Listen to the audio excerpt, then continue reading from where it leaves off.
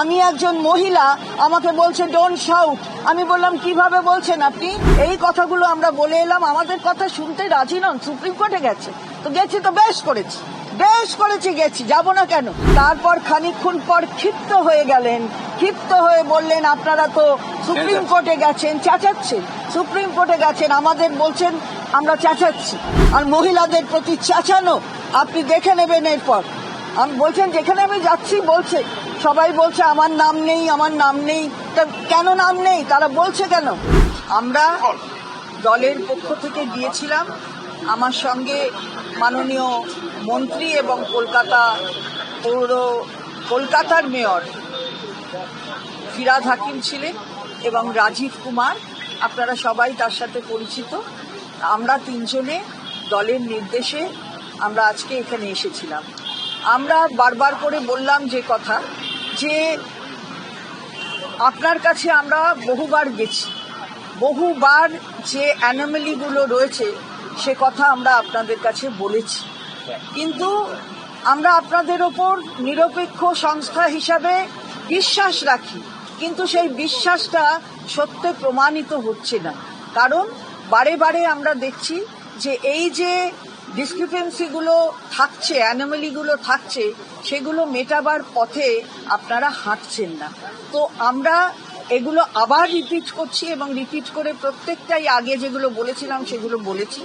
তার সাথে আমরা গুরুত্বপূর্ণভাবে যেটা বলেছি সেটা হচ্ছে যে 63 লক্ষ কিছু ভোটার বাদ দিয়ে দিয়েছিলেন, তারপরে কিছু আবার 7 লক্ষ বাদ দিয়ে দিয়েছেন।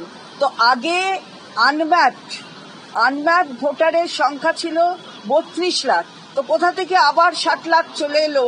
এই যে ডিসক্রিপেন্সিগুলো হচ্ছে, এর কোনো এই অ্যানোমালিগুলোর আমরা কোনো উত্তর পাচ্ছি না। এবং এই জিনিসগুলো যদি আপনারা ব্যাখ্যা না করে বলেন তাহলে মানুষ বুঝবে কি করে?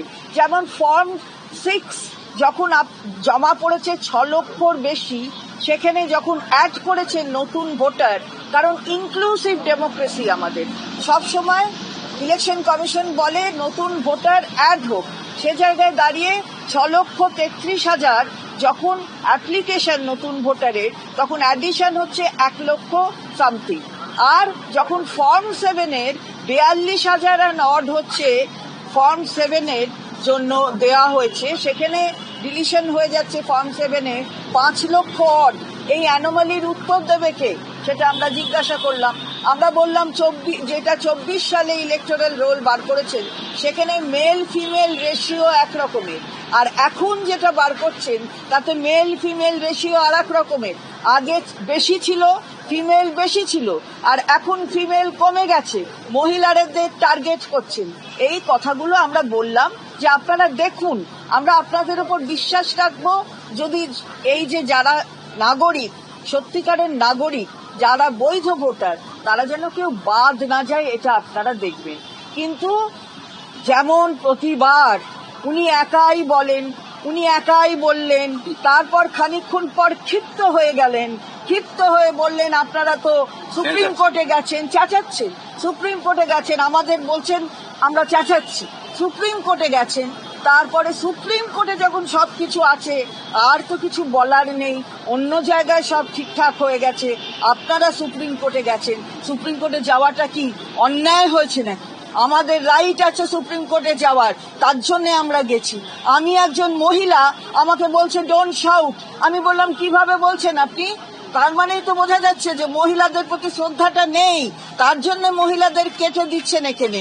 এবং যারা ফর্ম 7 দিচ্ছে, আমি ধরুন বলছি ফিরহাদ হাকিমের নাম থাকবে না, তাহলে দায়িত্বটা কার প্রমাণ করার? ওনাস আমার ওপর নির্ভর করে, সেটা রাজীব কুমার বলেছেন, কিন্তু সেই ওনাস হচ্ছে ওকে গিয়ে প্রমাণ করতে হচ্ছে যে ও বেঁচে আছে কি ওর ডিলিট হওয়া উচিত নয়। তো এগুলো উত্তর দেবেন না? ওটা সব সুপ্রিম কোর্টে আছে। তো সব সুপ্রিম কোর্টে আছে, তো আমাদের ডাকলেন কেন? আজকে আমরা কি করতে এলাম তাহলে? আমাদের ডেকেছেন যখন, তখন শুনতে তো আপনাকে হবে। এই কথাগুলো আমরা বলে এলাম, আমাদের কথা শুনতে রাজি নন। সুপ্রিম কোর্টে গেছে তো গেছি, তো বেশ করেছি গেছি, যাব না কেন? আমার অধিকার, আমার বাংলার মানুষকে ঠিক রাখার অধিকার, তাদের ভোটের অধিকারটাকে রক্ষা করার অধিকার। আর মহিলাদের প্রতি চেঁচানো আপনি দেখে নেবেন এরপর। আমি বলছেন যেখানে আমি যাচ্ছি বলছে, সবাই বলছে আমার নাম নেই, আমার নাম নেই। তা কেন নাম নেই? তারা বলছে কেন? তারা বলছে এই কারণে যে আপনি এইটা তৈরি করে দিয়েছেন এইভাবে, ইআরওদের পাওয়ার কেড়ে নিয়েছেন, ডিইওদের অন্য ধরনের পাওয়ার দিয়ে দিচ্ছেন। এগুলো আমরা বারবার বলেছি, কিন্তু আপনি তাকে আমলই দেননি। তার জন্যই তো সুপ্রিম কোর্ট যেতে হয়েছে। এইটা আমরা বলে এলাম। এবার আমি বলবো আমার মাননীয় মন্ত্রী ফিরহাদ হাকিমকে বলবো। দফার ভোটের তো প্রশ্ন নয়, এটা দফার ভোটের আলোচনা নয়।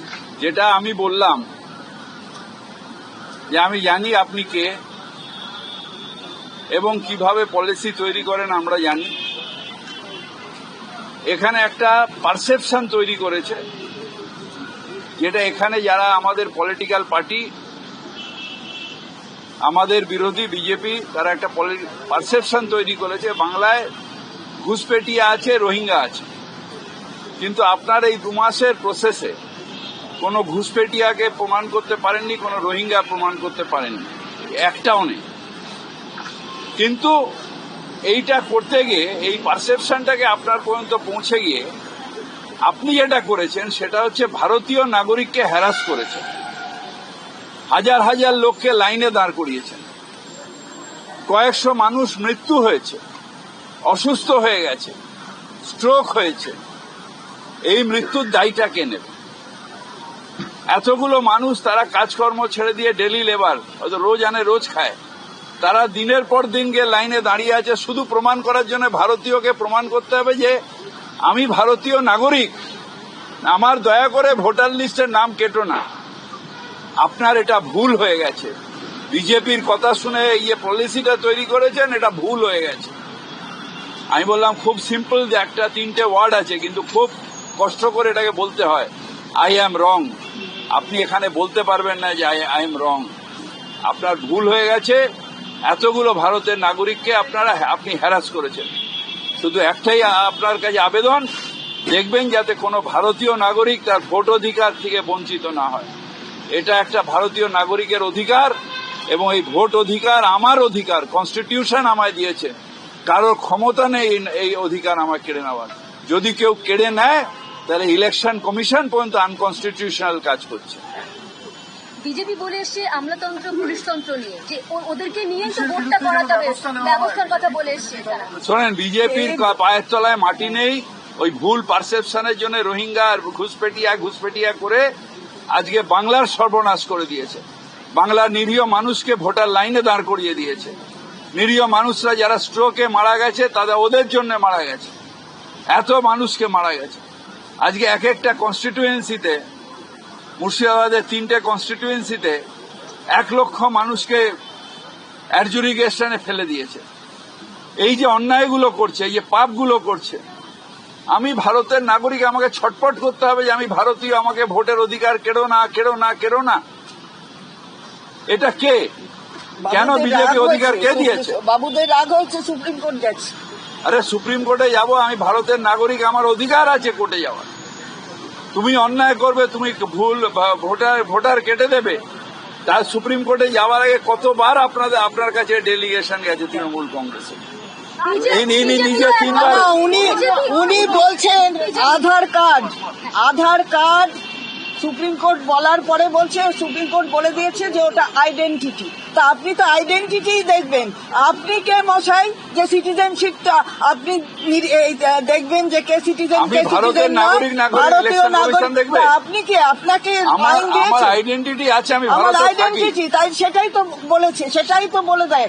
আধারের আইনও তাই বলে দেয়। তা আপনি কি আমাদের বলে দেবেন আপনি নাগরিক, আমি নাগরিক, নাকি ববি হাকিম, ফিরহাদ হাকিম নাগরিক? আপনার বলার অধিকার আছে। সেই আইন আপনাকে সেই পারমিশন দিয়েছে? আপনি তো সংবিধানের ঊর্ধ্বে উঠছেন। বিজেপিও বলছে যে আমরা 60 লক্ষের কথা বলিনি।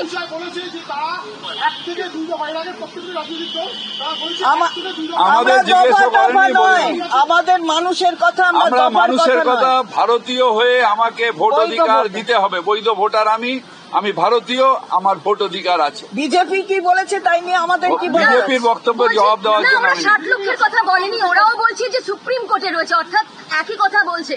একই কথা তো বলবে, কারণ ওরা লোক একই কথা তো বলবে। ঠিক আছে, থ্যাংক ইউ। আমাদের ভিডিও ভালো লাগলে লাইক এবং শেয়ার করুন। কমেন্ট সেকশনে গিয়ে জানান আপনাদের মতামত। আরও ভিডিও পেতে আমাদের চ্যানেল সাবস্ক্রাইব করুন এবং প্রতি মুহূর্তে খবরের আপডেট পেতে প্রেস করুন বেল আইকন।